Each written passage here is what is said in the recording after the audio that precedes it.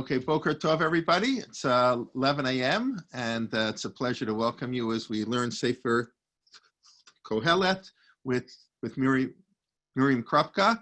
We're getting into the home stretch. I think there are 5 more shiurim left, and it's a pleasure to see everybody.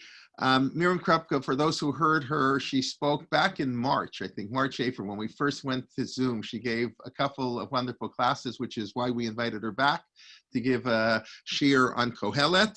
She is the Dean of Faculty at Ramaz Upper School. She was prior to that the head of the Department of Tanach, and she's an inspiring, teacher, and it's a pleasure to welcome her this morning as part of our 24 and 8 series. B'vakasha, Miriam. Thank you so much, Boker Tov and Chodesh Tov, everybody. Thank you so much for having me back, Rabbi Kelman. Rabbi Kelman emailed me about this kind of 24 and 8 project, Tanach project, and in his email he said to me, only one book has been taken. We'll leave that as the trivia out there. What was the first sefer picked by your 24 lecturers? That one's not available, but you can pick any of the other 23. And I jumped to the website and I knew I wanted one of the 5 Megillot. I've taught them for many years and I want to talk a little bit. We're going to focus on Kohelet, but I do want to start and end with a little bit of discussion of the 5 Megillot as a unit.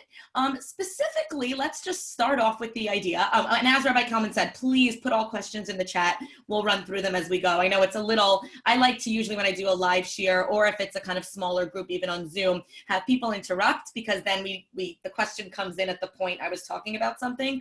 But I think this setup works much better to just have the questions in the chat. So please do that. And I'm happy to go back towards anything we discussed. So I guess I just kind of want to start with the idea that the 5 Megillot, while in our minds, Chamesh Megillot, they really constitute a group. They're really never discussed as a unit by Chazal, right? They're only referred to as Megillot in separate places for each of them. They're only mentioned kind of as part of the time of year that they're read, never really as a group. So there's this ancient tradition in Bava Batra in which the order of the books, right, of Tanakh are listed, and the Megillot are placed in chronological order amongst the other books of Ketuvim. So it's not like we're like, oh, these are the Chamesh Megillot. They're not. They're really just connected to their individual time period. And actually, the earliest known grouping of the Megillot is actually the first time we actually see them printed together is in the Leningrad manuscript. Really goes back all the way to kind of the end of the first millennia BC 1000, which is the oldest complete manuscript of the Hebrew Bible. Some thinks it's the Aleppo Codex, but the Aleppo is missing pieces. So this is the oldest complete codex, and it's really the first time that you see the Megillot mentioned together as a group, right? Where they come together as a group, which is probably because the one thing they really have in common, aside from all being a part of Ketuvim, is that they were picked at totally different points in history to be read out loud as a community, as a kahal and shul, right? Otherwise, they really have very little in common, right? If you look at them, Megillot in the black comment, you could see that they have different authorships, they're different genres. They're not even a group when it comes to halachic practices, right? Esther is the only one that has to be read from a cloth, right? That's why it's the only one that's actually called Megillah in the Gemara. And while it was last to happen chronologically, Esther, it takes precedence in terms of level of requirement. Esther is a straight out mitzvah from Chazal. Eicha we read on Tisha B'Av, but it's really more of a minhag. It's not really mentioned by the Gemara. There's Shir HaShirim and Ruth are really just a minhag. There's no bracha at all. Eicha, there's a machloket about making a bracha. And Kohelet, which is like the stepchild of the Megillot, is the only one that isn't even read out loud in every kehillah, right? So there are many Sephardic congregations that don't read Kohelet, which I learned when I started teaching these Megillot a long time ago, and I would open with, we read Kohelet on Sukkot. And I would have at least 1 or 2 Sephardim in my class who are like, I don't think we do. And I'm like, okay. So you can see the Megillot are all different kinds of genres. They are different genres in terms of love poetry, novella, wisdom literature. And the thing that really, some suggest that the thing that ties them together is that they're all called Megillot because of their size. They're relatively small. So the largest of the Megillot is Kohelet with 222 psukim, and the smallest in terms of the rest of the Ketuvim is Daniel with 357 psukim. So the Megillot are sometimes called smaller scrolls. That's what Megillah means, a smaller scroll, like Torah, Megillah, Megillah Itna. And they're called Megillot because they're a small piece of writing. That's why they're called that. But in viewing them as a group, the only thing they really have in common, aside from Kohelet for certain congregations, is that at some point it was decided, and this originated in totally different periods. Esther was already being read aloud in the Second Temple period. The reading of Eicha is mentioned, in the post-Talmudic era, but we have different records of when the custom began to read these out loud. The thing they have in common, though, is for us in the modern era, we read them out loud in shul at different times of the year. And that's the theory for why they appear together in the Leningrad Codex, because why do we have books called Chamesh Megillot? Why do my students sit with a sefer called Chamesh Megillot? Because it was easy that would be a book that you would carry in shul or have in shul on the shelf, because we would need that in order to read it out loud. So there have been theories over the years of other ways to see them as a group, right? So Gavriel Cohen, in his introduction to the Chamesh Megillot Mikra, points out that one way to order them is by the time of year that they're read. So you can connect Esther to Sefer Shemot. Esther's always read when Shemot is being read in shul. Shir HaShirim to Vayikra, Ruth to Bamidbar, Eichan Kohelet to Devarim. So what he sees them as kind of Ketuvim style haftarot for that sefer, which is an interesting theory, and we could probably talk more about that. So they're not really grouped together as a unit, other than the fact that I think we see them as a unit in our minds because they're the 5 that we read out loud at different times of the year. Hold that in your heads for a minute, because we're going to loop back at the end of this year to why I actually think that the fact that they are the 5 pieces of the books of Ketuvim that we opt for orality with them, i.e. we choose to create a communal moment in which we read these books out loud. We don't just keep them as texts we study, but we opt for communal orality with these books is significant.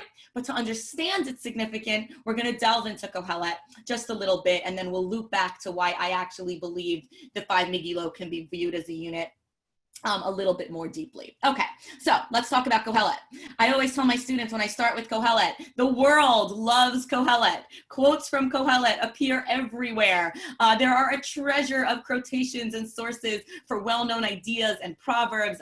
Hemingway's The Sun Also Rises gets his title from Kohelet. He just shifted it a little bit because the source in Kohelet is really The Sun Also Sets. Remembrance of Things Past, House of Mirth. Think of quotations like, eat, drink, and be merry, for everything there is a season. The race goes not to the swift, right? So there is so much of Kohelet that appears in literary culture and our vernacular, and it just behooves us to try to get a little bit of a sense of the importance and significance and relevance of what's going on in this book, being as it seems that the world at large has totally understood that, and we can see it pop up in many places. So I want to discuss 3 things briefly: authorship, structure, canonicity, before I enter the main issue of content, okay, of what's actually happening in the content here. So let's start with authorship. Kohelet means to gather, kahal, right, or one who gathers, kohelet, or one amongst the gathering. And Ecclesiastes is actually the Greek translation of that. So ecclesia means assembly, right? So if you want to talk about the authorship of Kohelet for a moment, let's skip ahead to kind of the opening psukim of Kohelet. I'll come back to everything else in a minute, to Aristotle's Appeals. Here's our opening psukim of Kohelet, right? It tells us immediately who the author is. Divrei Kohelet ben David, Melech b'Yerushalayim. All right. Kohelet must be Shlomo, calling himself the gatherer here. Havel Havalima Mar Kohelet, Havel Havalima Kol Hevel. Everything in the world is, if I could do an entire series of shiurim on the word Hevel. We are not, unfortunately, going to get into that at all today, so we're going to leave that. But it does appear incredibly often in the book. And maybe we'll touch on it for a moment later, but I don't think we're really going to get to that today. Ani Kohelet Hayiti Melech Al Yisrael B'Yerushalayim. So if you weren't sure yet that this was Shlomo HaMelech, a as the speaker in the book. Pasuk, you'd bet towards the end of the parak, after he goes through his mission purpose in the parak, says, it is me. It is the son of David. I'm calling myself Kohelet. I was Melech b'Yerushalayim. Natati et libi lidrosh v'lator b'chachma al kol asher na'asa tachat hashamayim.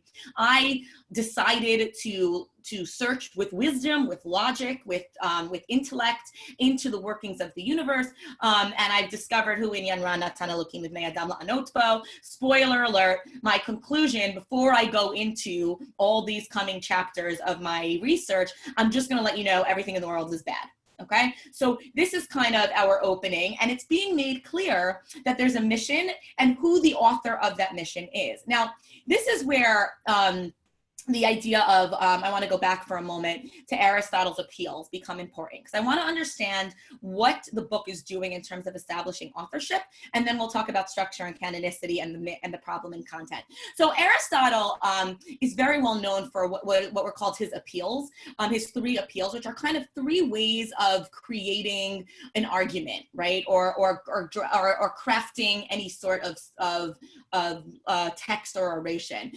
Pathos, logos, and then we'll look at the third in a moment. Now, pathos is obviously appealing to emotion, right? So I can talk to you about something or make an argument by just saying, better men than us have fought and died to preserve this great nation. Now, that's not a logical argument. You might be about to totally lose this war logically, right, or militarily, but you can appeal to people's emotions to get them onto something that they might not have signed on to logically, right? Then you have the logos, or the logical, and that's where you use reason. Here's the data, here's my chart, here's what we've got. This is why we should go ahead with this project. Now, what's interesting about Kohelet is a lot of his psukim seem to be, and we're going to look at this, a mix of both, right? So, tovim hashnayim min achad. 2 are better than 1. They have greater benefit. If one falls, the other lifts him up. That's logical, right? If you've got 2 people in a group, and by the way, Kohelet falls squarely in the category of what we call wisdom literature, which is some sort of kind of religiously or politically powerful or philosophically known person giving his wisdom over to the masses. So that's kind of the genre we're in here. And you can see that some of his appeals, right, that he's doing here seem to be very logical, right? And this would kind of fall into that. But we're also going to see lots of examples where his appeals are not logical at all. They're just emotional. So even look at the pasuk we just looked at that ends off Parak Aleph, hu inyan ra. It's just bad, right? And you're going to see a lot, Havel Havalim, he opens his entire book with the world is nothing, right? Like there's this emotional pull to the book. There are also quite a lot of excellent proverbs in the book that make much logical sense.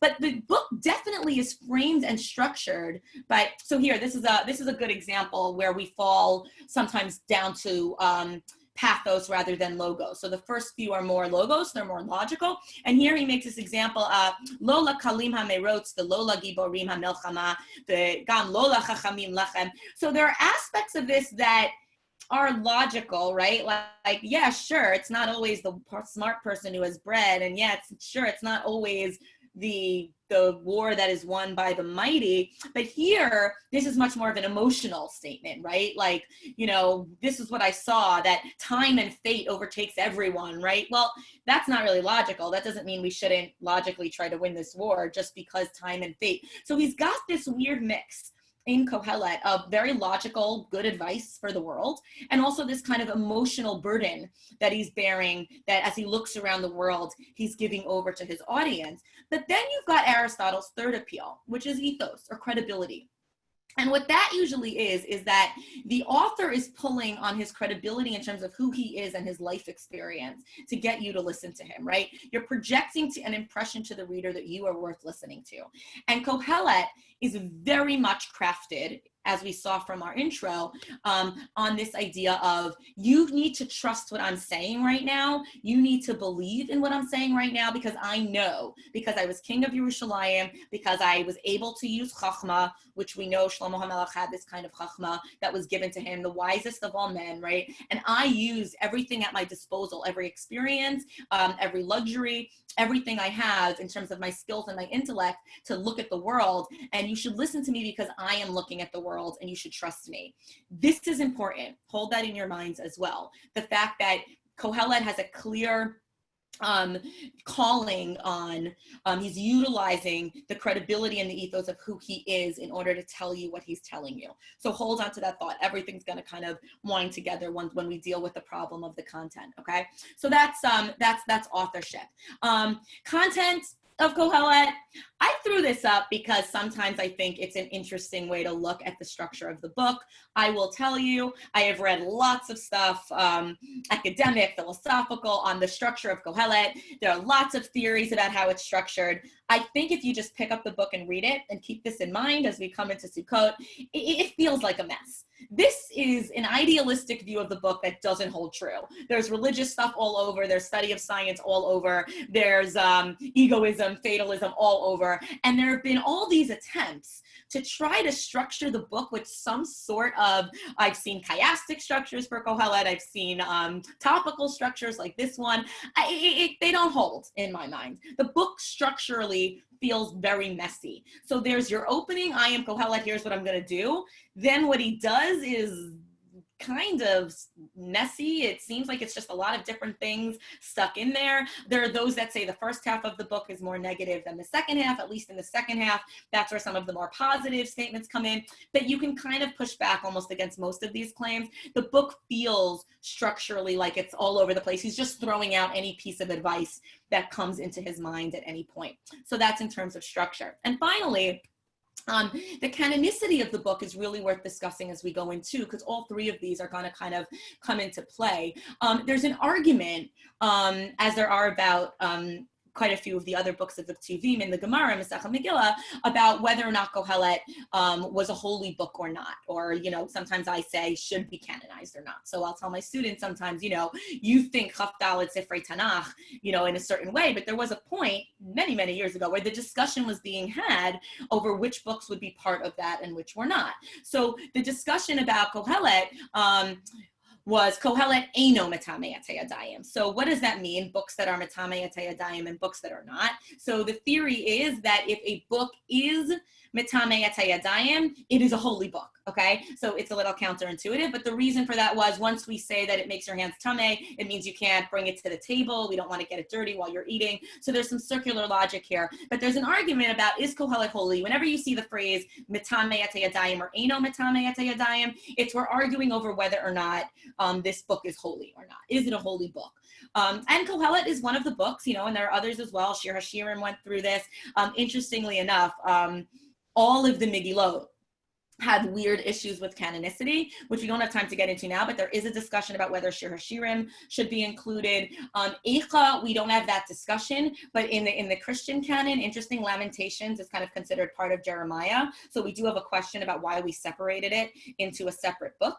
With that, Esther, we've got problems. We have the whole argument at the end of Esther in the Gemara where Esther's pushing to get the book and the holiday put into Jewish history. So all the Megillot have this like, were they really accepted initially as part of our national identity and tradition in many ways, which is a whole other discussion, but is relevant for many reasons. And Esther has this kind of problem as well. I mean, Kohelet has this issue as well. Are we canonizing it? Are we not? So that kind of takes place here. And you can see in Masechet Shabbos also, Bikshu Chachamim Lignos Sefer Kohelet. They wanted to put it away. They wanted to hide it. They didn't really want to give access from the book to the public. And they certainly, as the first source shows, weren't necessarily keen on making it holy. Now the question is why? And the answer is kind of pretty obvious. We're going to come back to Masechet Shabbos in a moment, but the question for why they were why Chazal did not want to canonize this book, once you open it and read it, becomes pretty obvious. So the number one thing, I mean, there are two main issues. The Gemara in Shabbos, which we just looked at, says, Bikshu Chachamim Ligno Sefer Kohelet, because of the Dvarim Sotrin Zeh et Zeh. There are internal contradictions in the book. Before we look at the internal contradictions, so now we looked at authorship, messy structure, doubtful, ambiguous canonicity, and now I want to go into content. And when we really look at content more deeply, we'll loop back to those first three and we'll have a better understanding of it. So here we go. The problems of contradictions in the book to halacha, Jewish philosophy, major basics of Jewish belief. And the book seems to be liberally sprinkled with things that seem to completely contradict those. So take a look. These are some real famous ones. Barov chachma rov kas, right? The more knowledge you have, the worse off you are going to be, the more sorrow you are going to have. I don't know, what about like everything in Chamisha Chumshei Torah that tells us teach your children Torah or learn? Or this is one of my favorites. Be very careful, don't own too many books, right? Rabbi Kalman, I think the books in your background right now, Kohelet might say, you've gone a little too far. What does that mean? Like we're the people of the book, the Sefer. This is something so significant and important to us. Much study is weariness of the flesh. What does that mean? That's not something that who we are as a people, holds up to that, and certainly not the way that we think about chachma and knowledge and da'at. When we think about many of our philosophical sources and our biblical sources. Here's a great one: the connection between human conduct and human fortune, right? So schar va'onesh, right? Or the fact that I do good things is a good thing that I do that. Right, and then he says, so we have the pasuk from before, but let's say, Shafti v'ro tachat hashemesh ki lo lakalim hamerot v'lo lagibarim lachama v'gam lo chachamim lechem v'gam lo lanavenim osher v'gam lo yodim chen ki eit b'pega yikrat kulam. Right, nobody accomplishes anything in life. Death just swallows everyone. Right, and there's a lot actually on this. I want to just pull up my screen separately because the faces are just covering some of the sources that I want to point to, but there's a lot in Kohelet on kind of predestination or fatalism. It doesn't really matter what you do; the world is just going to run the way it's going to run. So Masha Hayak Far Nikra Shmo. If you look at the pasuk at the bottom, on the bottom left, V'noda Asher Hu Adam V'lo Yuchal Ladin Im Shetakif Mimenu. Everything that comes to being is known. You can't contend with things that you don't do. Nothing that you do really matters. There are sprinklings of psukim of that. You've got, if you look up at the top right corner there under potential of a dialogue with God, right? So we're coming into the Yamim Noraim, the idea of davening, the idea of kind of having some sort of connection, verbally in the way I talk to God. And here we have this pasuk in Parakeh, Al taveh al picha v'libcha al yimaher, lahotzi davar l'fnei Elokim, Elokim b'shamayim v'ata al haaretz. Right? Like there's nothing you can really do or understand about God. He's there, you're here, don't even try. The idea of kind of memory or continuity, right? Zikaron, the idea that we're told so many times in Chamisha Chumshei Torah, Zachor, it is worth remembering. The memory of the dead is forgotten. They don't know anything. They can't, they're not getting any more reward because they're no longer alive. There are just all these ideas that, aside from the fact that they're deeply depressing, also seem counter to many other sources that we have in Torah and Nevi'im and Ketuvim, right? So even the way he talks here in Pasuk Vav, right? Gam ahavatem, gam sinatem, gam kinatem, kvar avada. Everything about them is lost. Once a generation, right? The famous pasuk of, one generation comes and leaves, and the generation of past are no longer remembered, and it's all done. It's like, well, A, that's very depressing. And B, it's not really true, right? I mean, we in our constructs of halacha and Jewish community very much keep the idea of zikaron alive. So why is Shlomo looking at the world and saying zikaron is not kept alive? Dead people are gone, dead generations are gone, the sun rises, the sun sets, everything's done, the day is gone and you can't get it back. Like we don't function that way necessarily. It almost looks like what he's saying is not only depressing, but also not necessarily true. Right? It's better to be dead than alive. Really? Like that's the conclusion you've come to looking around at the world? And you can understand why Chazal kind of looked at this and said, well, I don't know if this is the kind of book we really want in the canon. More so, though, as the Gemara in Shabbos points out, the major problem in the book are the internal contradictions. And over here, I really want to skip and give credit to, and he's going to be the first approach that we look at to solve these, a beautiful piece by Rabbi Chaim Angel that he wrote about Kohelet years ago, and I think it was originally printed in Sukkot to Go.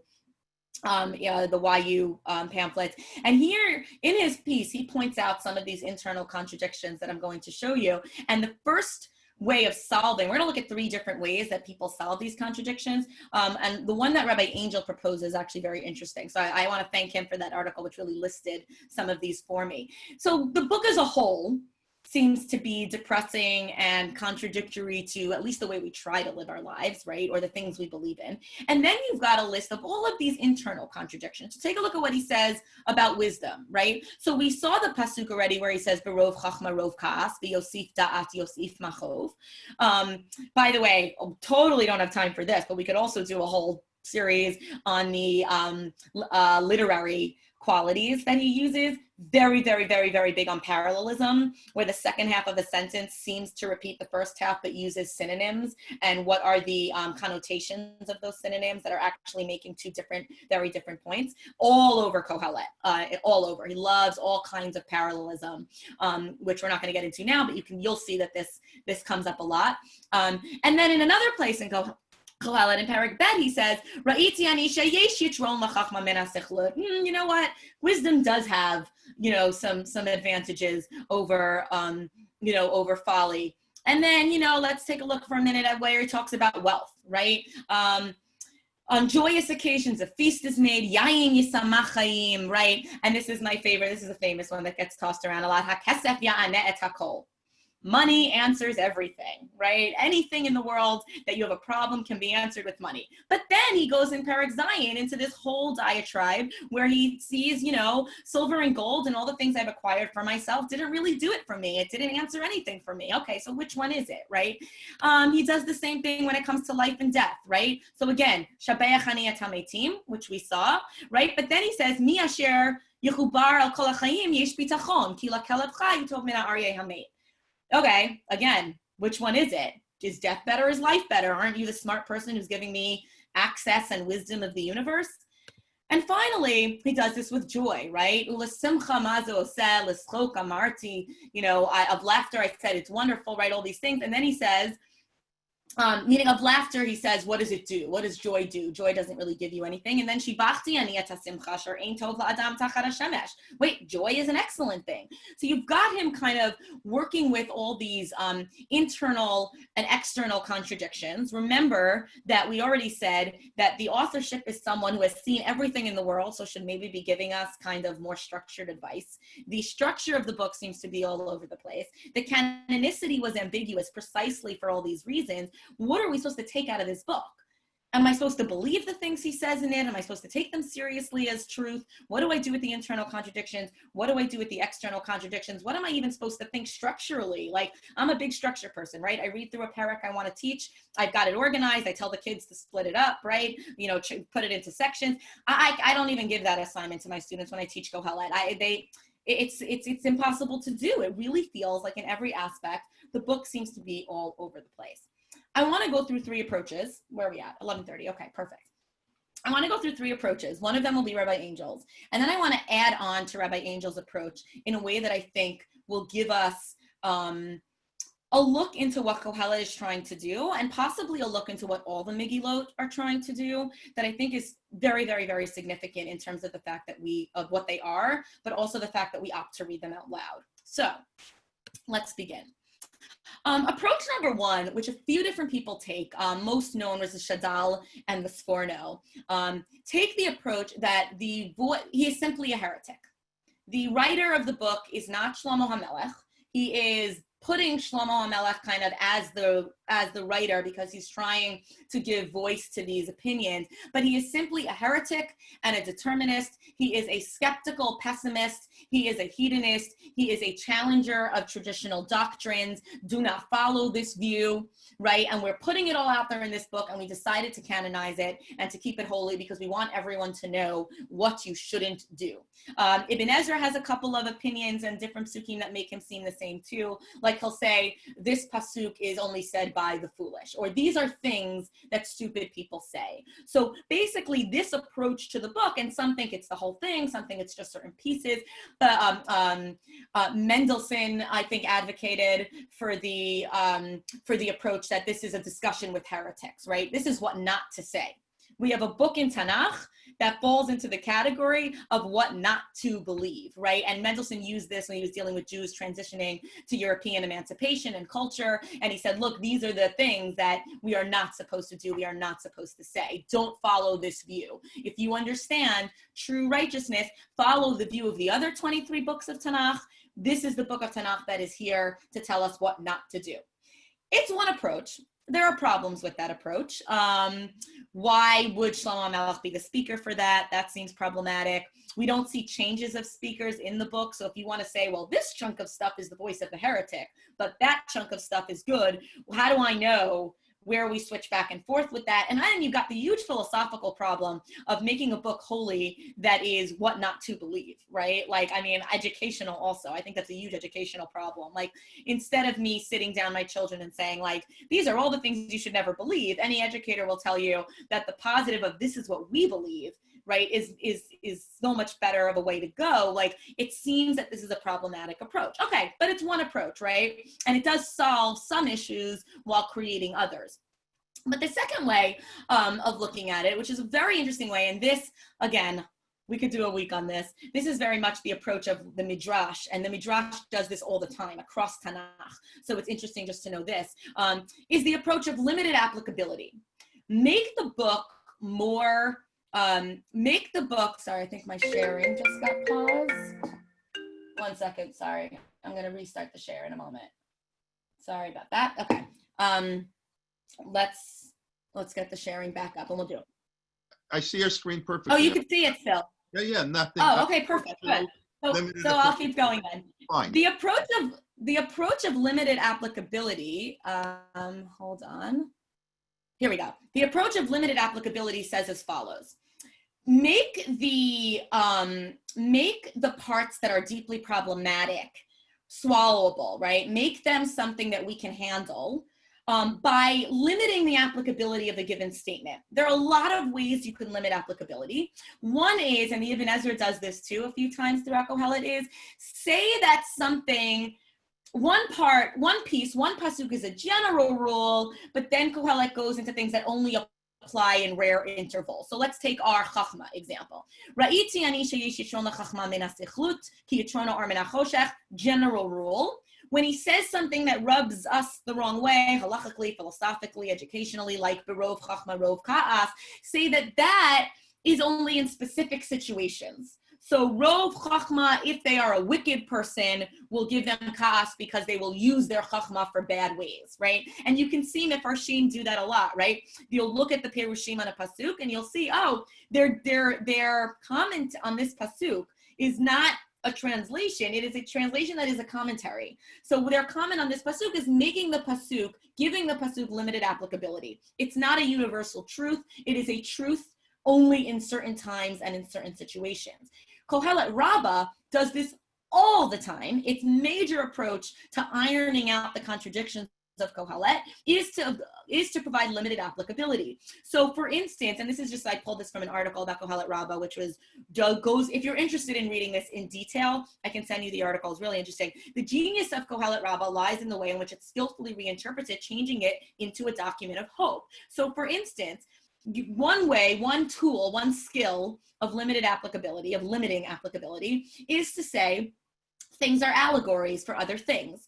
So if kesef, the Midrash says that kesef, anytime there's a reference to silver or gold in Kohelet, it means Torah, right? Or just like water means life, right? Think about how Midrash does that a lot. Well, then hakesef ya'aneh et hakol is no longer a problem because Torah does answer everything, right? So if you define kesef as an allegory, you limit the applicability to Torah rather than to kesef. Every time he refers to eating and drinking and wine, it's talking about Eretz Yisrael, right? So what you do by translating these as allegories, which is a perfectly acceptable literary approach, especially because the Midrash is always careful to give you proofs. Here are other times in Tanakh when kesef meant Torah clearly. So the writer of Kohelet, the author here, is just using literary freedom to make a kind of beautiful literary point about Torah, about Eretz Yisrael, Tachat HaShemesh, which he says a lot, right, under the sun. The observations he's making mean in our world, in the world that we're currently in, but if we change the way our world functions, it wouldn't look that way. So don't view the book as universal truths. View it with limiting applicability of some of these statements so that they apply in ways that feel more comfortable. And obviously, we could spend a lot more time on this proof. So another thing it uses is nuanced differentiation, right? So sometimes it says, Ma yitron la'adam, right? What is the purpose of the profit of man? B'chol amalo sheya'amol tachat hashemesh, in all his work that he does. So instead of saying, oh, this is a universal truth, the heretic would say, this is the universal truth about mankind. There is no purpose to what we do. We're all going to die. Limiting applicability approach says, hold on, it says amalo, his labor, right? So instead of saying all labor is not worth it, this particular person's kind of labor in the situation we're talking about, tachat hashemesh, isn't good, but that doesn't mean that other types of labor aren't good. And this is where you also get into synonyms. We use the word amal and not avodah. Maybe avodah is the kind of work that is good, amal is not, right? So you can start getting into, and you can see the Malbim loves doing this with the synonyms. You can see how by using this approach, you can make the content of the book so much more tolerable. The beauty of the approach that Rabbi Angel presented in his article, which really kind of shaped the entire, I really owe him so much, and I should probably email him at one point and just thank him for that article. But Ramaz alumni also. The beauty of the approach that he presents, which we're going to call approach number 3, is that rather than find a way to make to iron out the contradictions, the approach he brings is one that says, let's keep the contradictions while still making Kohelet tolerable as a whole, not only tolerable, but worthy of being a holy book. Because what 1 and 2 does is says either the contradictions are heresy, or if we get rid of the contradictions, the book will be better. Is there a way to keep the contradictions but not make the book heresy? And approach number 3, preserve the contradictions. And the article also appears in his book, Reveal Text, Hidden Meanings, is the following. He says the book, the Kohelet, is meant to be different than the books of the Nevi'im and the books of Torah. Torah and Navi are the word of God. They are God in the Nevi'im, or God through the Nevi'im, telling us this is a universal truth. This is what the world should be like. Kohelet is what he calls anthropocentric. It is the word of man. It is what it feels like to be human when I wake up every morning and I look around the universe. And some days it feels like money answers everything. And some days it feels like I don't need money at all to be happy. And some days ignorance is bliss and I don't want wisdom. And some days I wake up in the morning and wisdom is valued and is wonderful. If we look at Kohelet as the human lens on the universe, a human being looking around and saying, I don't get this. Today I believe this, tomorrow I believe that. Sometimes I feel this way, sometimes I feel that way. This is what the world feels like to me as a human being. Then the reason for canonization is beautiful because it's the elevation of the human voice, and that the human perspective and what it feels like to be human and to look at the universe sometimes is worthy of being in Tanach. So for instance, here's the piece I pulled from the article. In contrast, prophecy is committed to changing society so that it ultimately matches the ideal messianic vision, right? Prophecy comes to say, this is the perfect world. You can do it. Work on yourselves and you can create something more perfect. This is what we should work towards, right? The human perspective, right? So while the human perspective talks about repetitions of error in history, or it talks about the things we don't understand, or the things that it looks like from our human, that history looks like from our human perspective, prophecy persistently reminds us, right, that current need not mimic past history. Ultimately, Tanach needed Kohelet to represent the human perspective, and it needed prophecy so that we could transcend ourselves and our limited perspective so that we may grow in our fear of heaven. So what's happening here, and what Kohelet is doing, is that we're looking at the journal, right, of a human life, right, and a human belief. And not only that, we're looking at the journal and the human belief of someone like Shlomo HaMelech. If he could go through these doubts, if he could look at the universe and say, I have everything, but I just don't have the answers sometimes, and the world looks like a horrible, crazy, confusing place, then how much more so we're validating the feelings that we have. And there are times that we have an amazing tefillah one morning, and there are other days we wake up and we're like, what, why should I daven? What is the purpose? Is God even listening? Now, that doesn't mean I'm a heretic, and it doesn't mean I'm ironing out my contradictions. It means that we're giving voice to the voice of doubt. The validity of waking up some days and saying, I don't know what I believe today. And what can, then you turn to Navi to say, how can I work on myself and my faith in order to get to the place I want to be when it comes to that?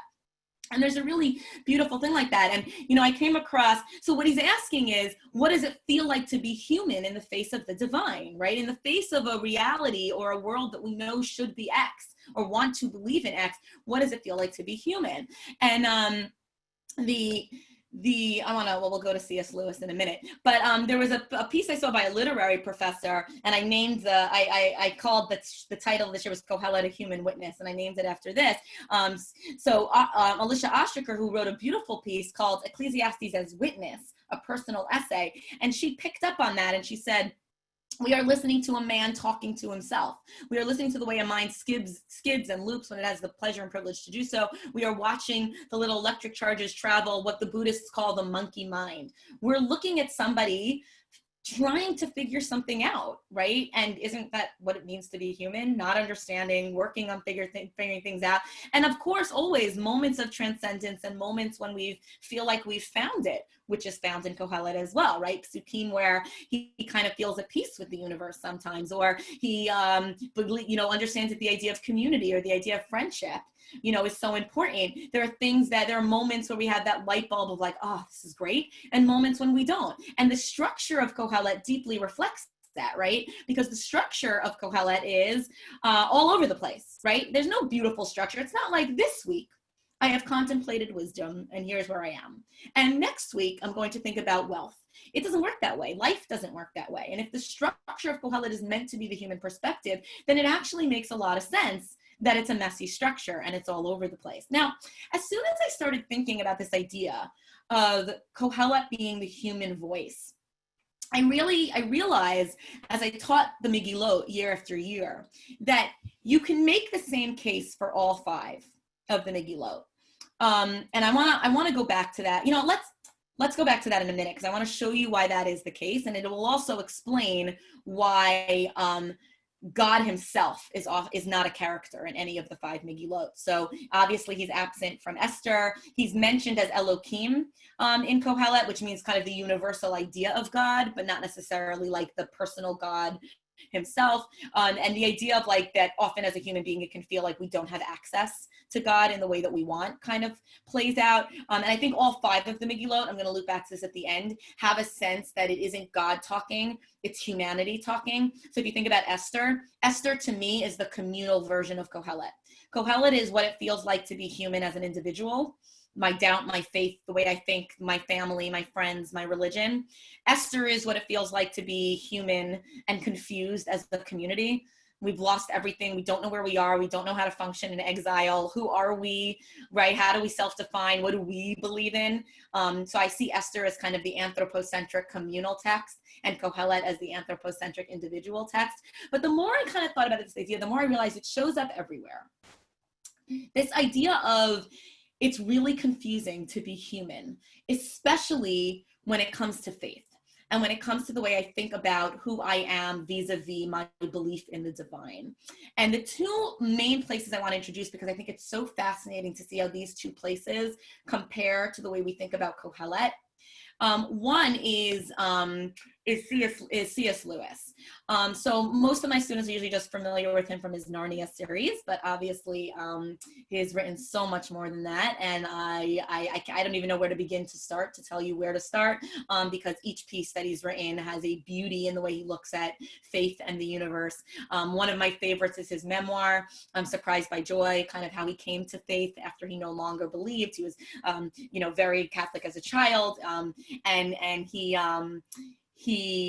I put the note at the end that he was married to the American writer Joy Davidman, because I'm going to quote from his book, A Grief Observed, which he was really his journals about his experience after his wife's death and just the complete doubt that overtook him and his world and his, I don't really know how to function as a human being, first of all, and with my loss, but also as a religious human being with my loss. So I want to show you a couple ways C.S. Lewis deals with this idea. What does it feel like to be human and to deal with doubt and ambiguity? Remember, Kohelet ends with Sof Davar Hakol Nishmat Elokim Yirah, right? Kohelet's answer to the doubt is fear God and do his mitzvot. And we're not going to have so much time to get into that, but the majority, though, of his book is giving voice to doubt, right? So it feels like one of Kohelet's answers to doubt is we should talk about this, and we should talk about it out loud.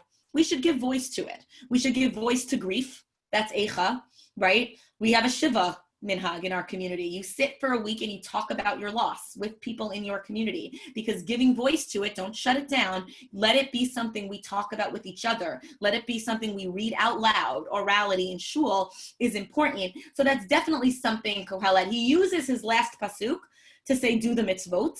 And don't try, just fear God and do the mitzvot. Don't try to understand maybe. But he's also got 12 chapters full of, here are the things that we worry about. And then we canonized the things that we're worried about. So we gave validity to the expression of doubt. That's one way that we deal with it, right? We give it a voice. We give it orality. We give it text time. We give it canonicity. Let's look at how Lewis talks about the way he understands doubt. So I'm going to first show you a quick quote from his book, Till We Have Faces. I wouldn't say start with Till We Have Faces if you've never really read any Lewis other than Narnia. It's a little bit, there's beauty to it. It's like a little bit more complicated. What he does is basically, the book is about, he takes an ancient Greek myth and writes out the story of the myth. And in the story, you have these two sisters, one of whom goes to live with the gods. It's a whole long thing. And the sister who's left, Oriel, who's left behind, is very much struggling with where her sister went and why she disappeared and why I can't see my sister anymore. And she's struggling with questions. She believes, her faith is there, she believes, right? God is there in the same way that Kohelet assumes, right? There is a God in this universe. Religion is important. I just don't know how to deal with religion, with my internal struggles. And one of the things Orwell says is, they, the gods, set a riddle, allow a seeming that can't be tested. If their honest intention was to guide us, why is their guidance not plain? Why are they playing these games with me? I don't understand what God is doing to me. And this line, which every time I read it kind of pulls at me, why must holy places be dark places? And the tone of Till We Have Faces is a lack of understanding with a tone of deep anger, deep bitterness, and deep resentment of how come every time I try to work on my faith, something terrible strikes me that doesn't let me understand it. And if you're there, why aren't you letting me understand?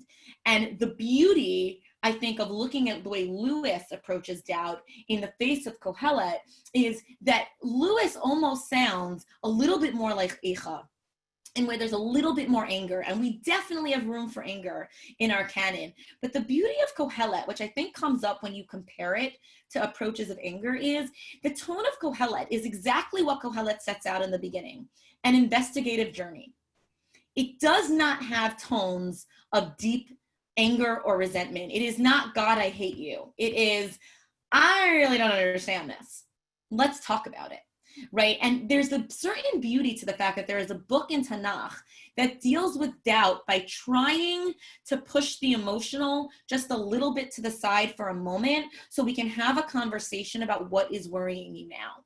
And that struck me when I read Lewis, and I was like, wow, Orwell in this book really is angry. I mean, there's so many examples, right, of her anger at the gods in this book. And it's just interesting to compare to the way Kohelet approaches. Now, we also have examples, Moshe Rabbeinu, there's anger, right? There is voice to anger here, but it's interesting to note that Kohelet is more of a bichachma, like let's kind of just try to talk this through philosophically. And that's kind of one interesting place. So if we looked at the Lewis approach of what does it feel like to be human in the face of the divine, the Lewis approach would say it just makes you angry. Like there's anger, while the Kohelet approach is a bit more of a calmer approach that's approaching it with, let's talk about it. Tell me how one day money answers everything and one day it really doesn't, right? Like kind of let's approach this more calmly.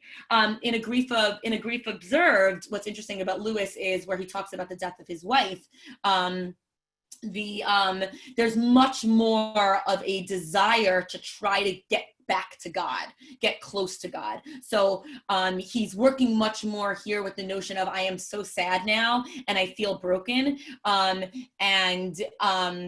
But it must be that the shattering of my universe and my world, there must be a way to bring me closer to him in terms of that. And it's a little bit more investigative. If we have time, I'll come back to this, because A Grief Observed is one of the most beautiful books I've ever read, and I highly recommend reading it.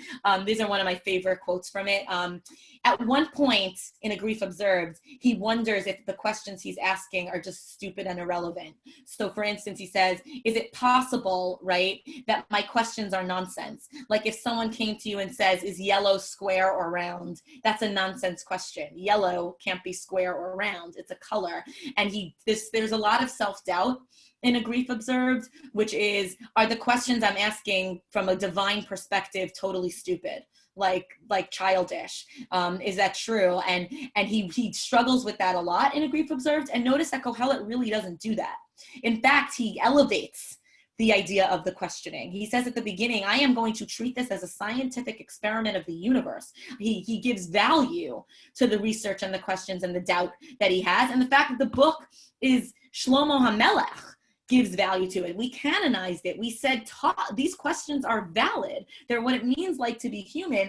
And interestingly, a different perspective, we're not like wrong or right here, I just think it's interesting to contrast, is Lewis in A Grief Observed also deals with the idea of doubt and how do I deal with this and what do I do and what it feels anthropocentric, what it feels like to be human, but has the tone of A Grief Observed is one of, I don't know where this is going to get me. Maybe it will make me closer to God. Maybe it won't. Maybe I shouldn't even be asking these stupid questions. And that's kind of an approach that I find very interesting when you're looking at different areas of literature that also deal with what does it mean to have a human voice? What does it feel like to wake up human every day, but also have a belief in the divine and the godly universe? How do I reconcile those things? Because if you don't have the belief in the divine, the answers are easy. The world is random, and that's it. But if you are dealing with the conflict of what I see when I wake up every morning, and I believe, right, which Lewis was dealing with Rudolf Otto, who we'll look at in a minute, was dealing with, which Kohelet was certainly dealing with, then the different approaches to how I should take that as a human being are really interesting to look at. Rudolf Otto, the idea of the holy, so again, he's also dealing with that question. I just want to kind of introduce you to him for a moment. So he was a German theologian, lived from about the late 1860s to 1930s. And the phrase that he's kind of very famous for is mysterium tremendum et fascinans, which is a concept of the numinous. What is the numinous? Anyone here who reads a lot of Rav stuff, I think will recognize some language here. They have similar approaches, actually. It's very interesting. Otto's concept of the numinous meant that as human beings, we encounter the divine with just awe, with just this mystery, this blank wonder, this stupor, this not anger, not confusion. It is confusion, but it's a confusion that's just like, oh my God, like imagine you're watching something in nature that's totally tremendous, like a sunset or something insane, a huge wave, and you're just like, you're not trying to logically understand it. You're not trying to figure out your emotions. You're just standing there like, whoa.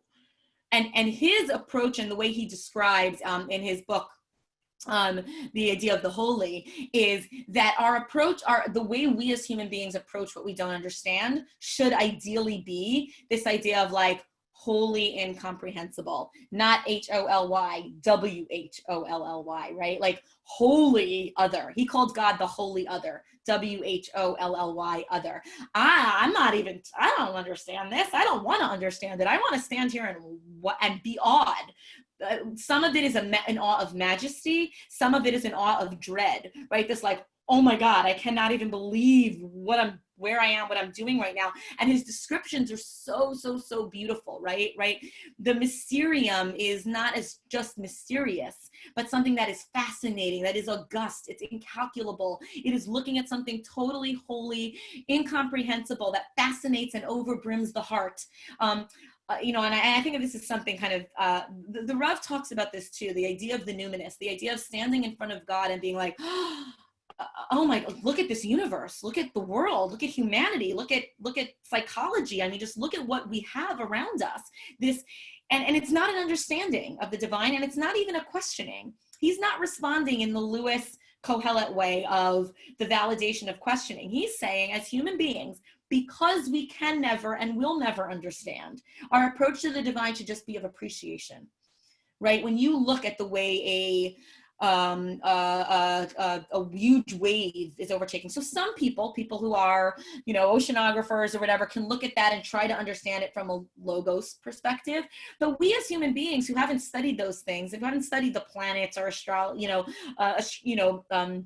the astronomy, like the ideas of complex issues of the universe, we don't need to look at the world like that. We can just look at God and think, wow, majesty, and the non-rational essence. It eludes philosophical treatment. He would probably disagree with the idea of asking questions at all in the face of the divine, right? What does it feel like to be human in the face of the divine? And what's interesting, I think, about our tradition is we have all these elements, right? We have the validity of questioning. We have the understanding of anger. We have the idea of moments, think about the way Har Sinai is depicted. Moments where we just stand in front of God, and it's not about like, how did that lightning just strike that? It's not about that. It's about, wow, I am in the presence of God. What a fascinating place to be. And these are just some of the things he talks about, right? He uses words like urgency, numinous. It's not about, there's no attempt to reconstruct sources of religion or bases of religion or rationalization. Nothing rational has any approach here. So in many ways, it's a totally different approach than the one Kohelet is taking. Kohelet is validating the idea of trying to ask, to figure out, to be confused.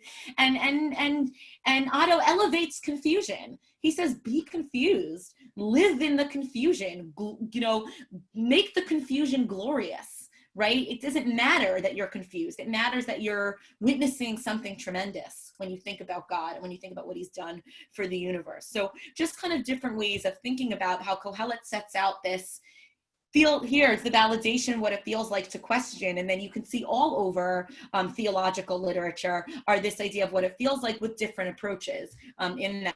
And that's kind of his idea of the numinous. All right, I have a bit more. I'm going to throw 2 more minutes on just because actually maybe we'll skip this point now and just look at questions, and then we'll come back. Maybe Rabbi Kalman, I'll finish up quickly in a minute or 2. Look at the chat. It's only 11:57. You have 3 minutes. For sure. Oh, I have to finish. I have to summarize before I go into a whole other thing. Okay. So let me summarize. I'll answer questions, and if we have time at the end, I'll go into the idea of the rise of the novel and the focus on the individual, which Kohelet was doing 2,000 years before the rise of the autobiographical novel.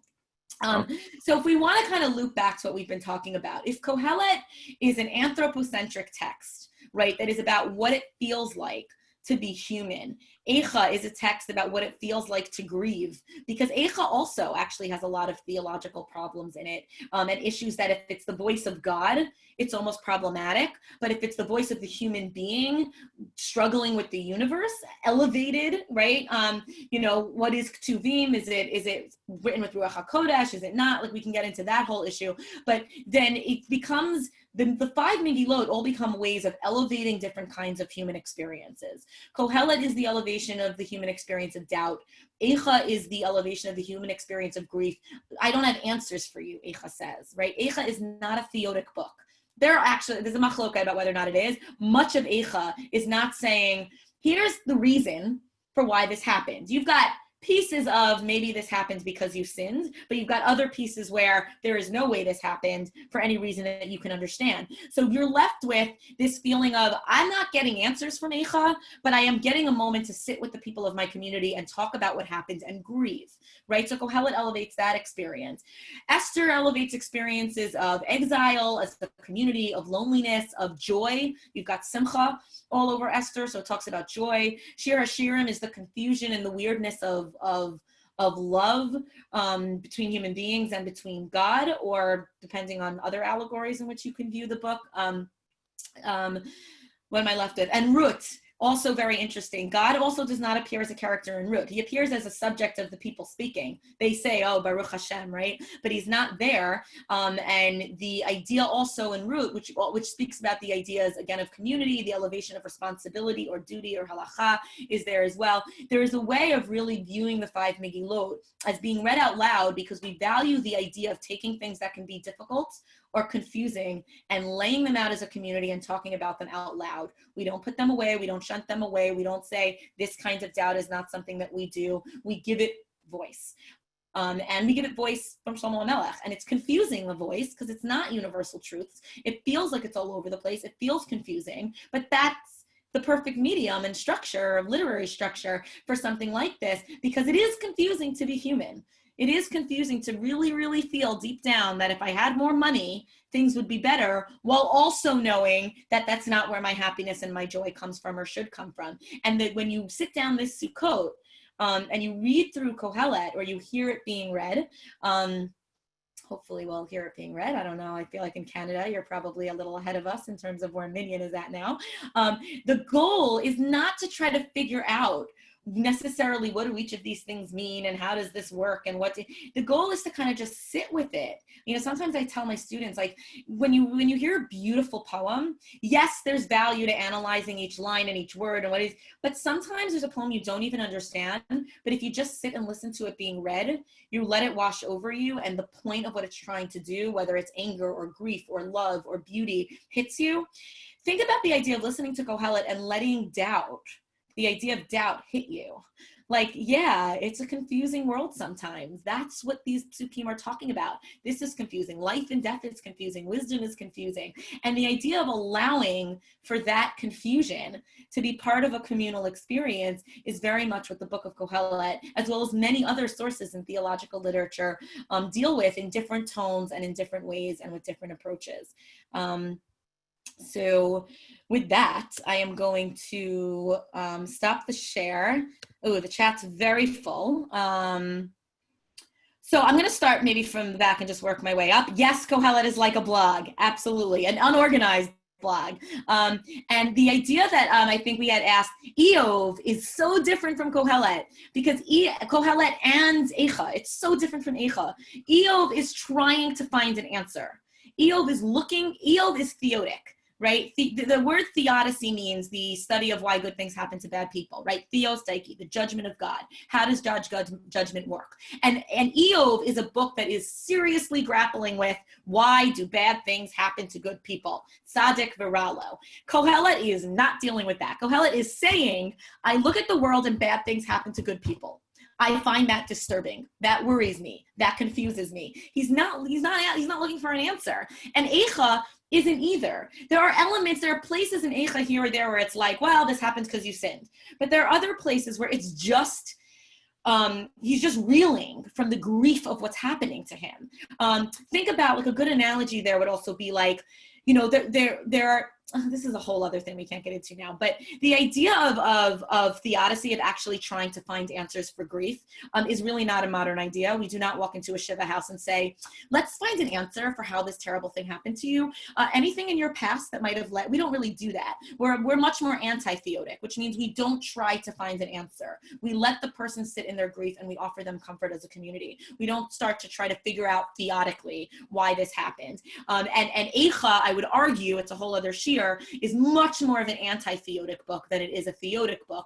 Eov is clearly a theotic book in terms of that. Otto, like Rambam, yes. The Rambam talks a lot of Otto language, which explains also why the Rav, right, does. The Rambam's got a lot of Otto language. You can't understand, you're just supposed to kind of look at the universe in a certain way.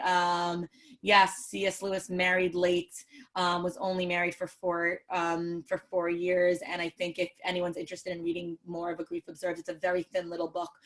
It's beautiful. What else? Kohelet never addresses God and never speaks of him in personal terms. Agreed? It's always Elohim.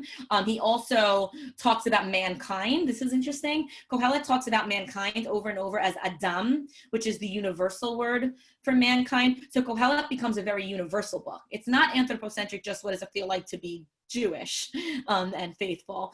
It's what does it feel like to be human? It's very universal, and the word Elohim is specifically used because Elohim is the universal word for a belief in a divine kind of thing. Okay. Why does the book end Kizek Kol Ha'adam instead of Kizek Tov La'adam, if after all the book is a pursuit for that which is good? That's interesting. I mean, look, we could talk a lot about the different theories and ways of interpreting those last two psukim, but I don't know that that Kohelet is about a search for good per se.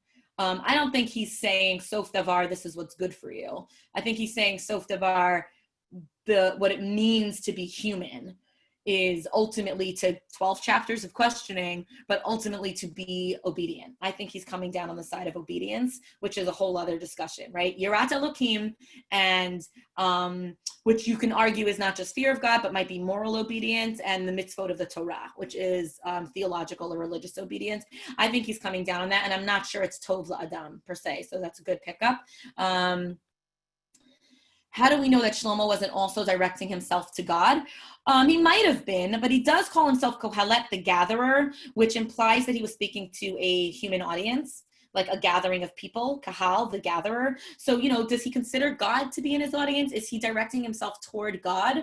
In the way that Lewis is, right? Lewis is often saying, Orwell in Until We Have Faces is very much talking to God. Why are the gods in her case? Why are you doing this to me? I think it's interesting, is Kohelet's audience also meant to be the human voice to God? Haven't really thought about that. It's an interesting question. Certainly Tehillim is also part of this human perspective. If you want to expand this to all of Ketuvim, I think that's very valid, that all of Ketuvim has aspects of the feeling of what it means to be human, with, divine Ruach HaKodesh thrown in, depending if you're the Rambam or the Abarbanel and how you view this. But yeah, you can expand this to all of Ketuvim. I'm happy to say that it expands. I just like looking at it specifically from the MEGILLAT perspective, because remember, the MEGILLAT are also the pieces that we chose to read out loud as a community. So they're the ones that we're not only elevating the human perspective, we're really giving it literal voice. Yes, many of Kohelet's assertions do seem to possess universal or general validity. That's true. And I think that's, if you went with Rabbi Angel's approach of anthropocentricity, I think what he would say to that is, because there are days as human beings that we do recognize genuine universal truth, and we do really see what is good and what is not.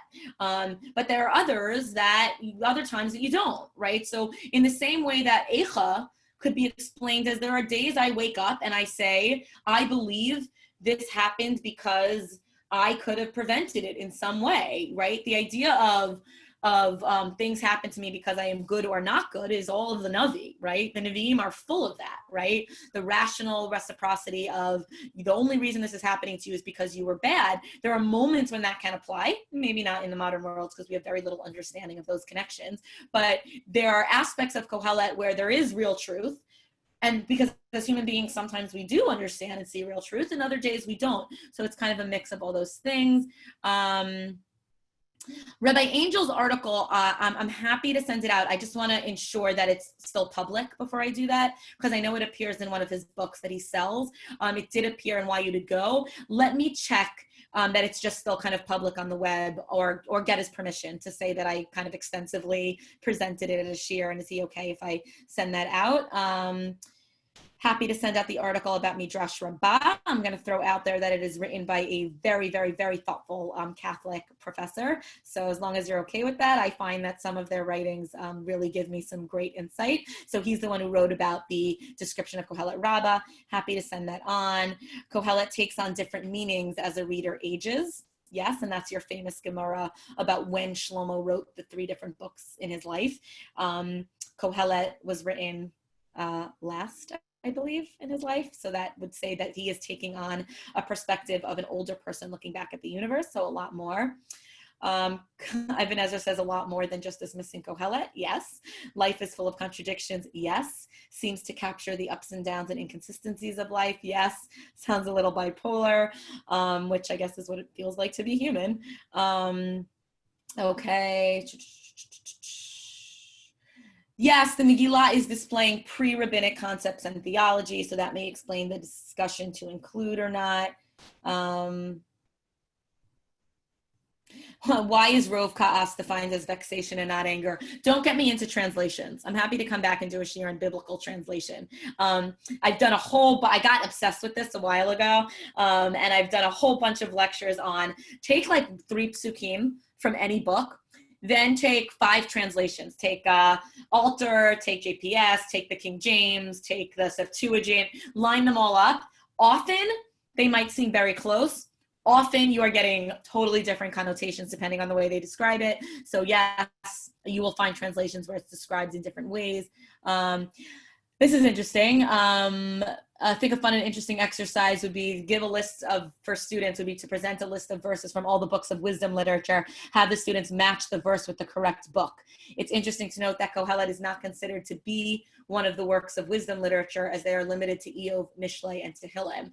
I'd be curious, considered by whom to not be one of the works of wisdom literature. But yeah, I think that is a fun exercise because if you get really good at it, you can probably in many cases tell where it's coming from because there are just different tones in Eov, in Mishlei, and in Kohelet and Tehillim, so that's interesting.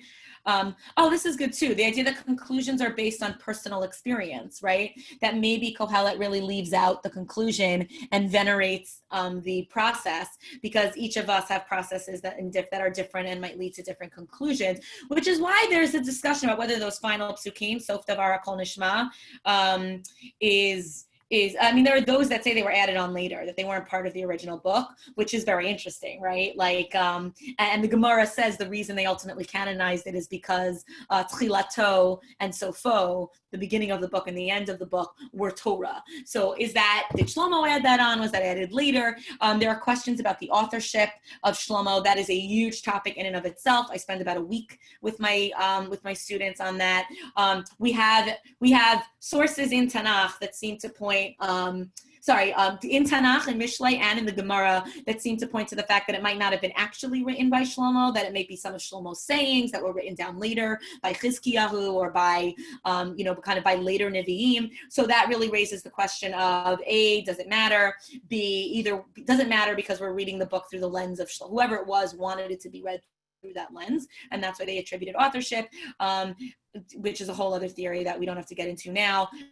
Or was it just things Shlomo said that were written later? The problem is there's a lot of vocabulary, much later kind of Persian words that appear in the book that are 600-700 years past Shlomo HaMelech's time period. So that's why that question comes up, which is also obviously a whole other shir. Let's see. Okay, so I'm gonna come back to translation questions. Why was it forbidden to read on Shabbat from Ketuvim before Mincha? Do the reading of the Megillot on Shabbat violate this rule? That's interesting. I'm not so familiar with that. I'm going to leave that as an I don't know. Forbidden to read on Shabbos. Rabbi Kelman, I'll totally punt that one to you if you've got an answer on that. We have the slides here. Is there a Daf Mikorot? These are the beginning. Okay, let me go down now to the questions from the end. Thank you. Oh, these are so nice. On translation, see The Grammar of God by Avia Kushner. I love that book. I have many shiurim with quotes from Avia Kushner's The Grammar of God on my PowerPoints, not on this one. Avia Kushner, believe it or not, is another Ramaz alumni.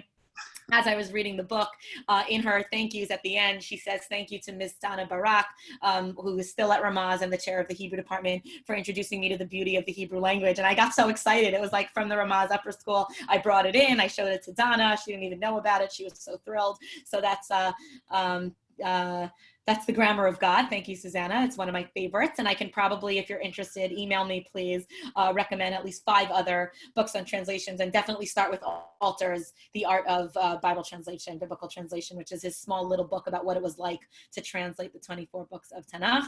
And thank you for all the wonderful thank yous. These are so sweet. The idea that Yira has aspects of fear and awe is a very good comparison discussion to the idea of the Mysterium Tremendum of Otto, right? The idea of, it's a scary awe, almost like you're watching something destructive, but at the same time you have this majesty awe, so that fear and awe kind of together, or like the conclusion of the Akedah, we are small potatoes, exactly. And a lot of Chodesh Tov here. Amazing. Thank you. Thank you very much. If I may, the thing on the reading of the Ksuvim, the Gemara was concerned, if I recall correctly, that people wouldn't go to the shir in the afternoon. The minhag was the Rav, whatever, would give a shir, a drush in the afternoon. They want people to go. And Ksuvim was so interesting for people that get caught up in the book and they wouldn't go to the shir. It's a fascinating idea that even though they're learning Torah, it's important that they learn Torah with the community and the Rav. And therefore, it's the Gemara in Masechet Shabbos. They said that you shouldn't read the Ksuvim in the afternoon. Okay, so what I'm going to do here is, do I have the ability to put anything in the chat, Rabbi? Yes, you have the ability to put everything, but I really... Okay. Oh, yeah, I see, everyone. I'm going to put my email address here because I'm going to lose the chat when this shuts down. And I know that there have been some questions. So anyone with any requests for a shir, for a recommendation, for anything like that, for sources, etc., shoot me an email. I'm going to be pretty tight for the rest of the day, but I'll probably get to it tonight or tomorrow, or if not, early next week, and I'll get that to you. And I will check to see if the article is online, and I can just send a link. It's beautiful. It's such a beautiful piece. It has totally changed the way I teach Ketuvim. The idea that it's the human voice in contrast to the prophetic voice. And if it's not, I will email Rabbi Angel and ask him if he's okay with me sending the link to that article to anyone interested. I can send it to Rabbi Kelman, and maybe he can send it out. I can send out everything. We'll pub your lecture posted online, hopefully within a few hours, and people can listen. Really, I want to thank you. It was a wonderful share, as all the people said. Thank you very much. Thanks for having me back. Yeah.